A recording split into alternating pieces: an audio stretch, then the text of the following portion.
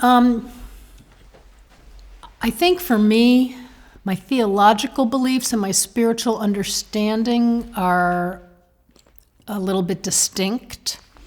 I do believe that God is the creator of the universe, of all things, but I also believe in the Big Bang, and I also believe that evolution was very much the way in which our world came into being.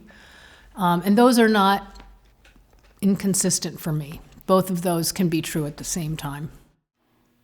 The molecules, the energy that's moving inside of you is God, in my opinion, and it exists in every living thing. Because just like the xylem and the phloem and the tree make the food and stuff, I mean, the tree doesn't necessarily have the same sort of consciousness that we have, but it has that spirit of life moving inside of it, inside of its cells. The thing that makes it live and grow is God, in my mind. In terms of having a religious experience, in quotes, I'm not sure I can say I ever had that. In terms of feeling wonder and awe of something that's bigger than any of us, I think I've always had that. I've spent a lot of time in nature and outside all of my life, so one of my teachers has been nature in a way. So much is inexplainable and beautiful that there has to be something behind it all. I don't pray like out loud or anything. It's all thinking praying. It's not like, oh dear God, blah, blah, blah, blah. I just said, well, I hope this goes well today. And I just say, you know, if you can help me with my thoughts, that's great. But it's all internal. I don't like express it to anybody. I don't have any mental picture of who I'm praying to or what it's all about, but I do believe in prayer. I do a lot of worrying if I'm not praying about my grandkids and my daughters, and so, you know, prayer is a really, really important part of my day and life.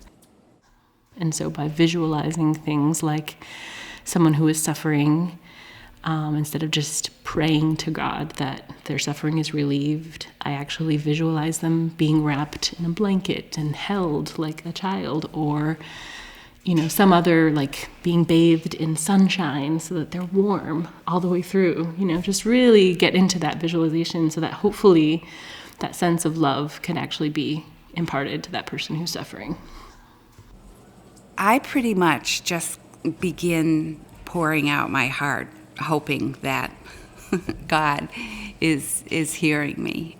It's conversation for the most part, and I always try very hard to begin with thanks for all my many blessings before I then begin, you know, asking for help. Well, okay, so when I was a little kid, my parents are like kind of hardcore atheists, but I always knew that like I should be good just in case there is like someone, and if I end up going to hell, that would kind of suck.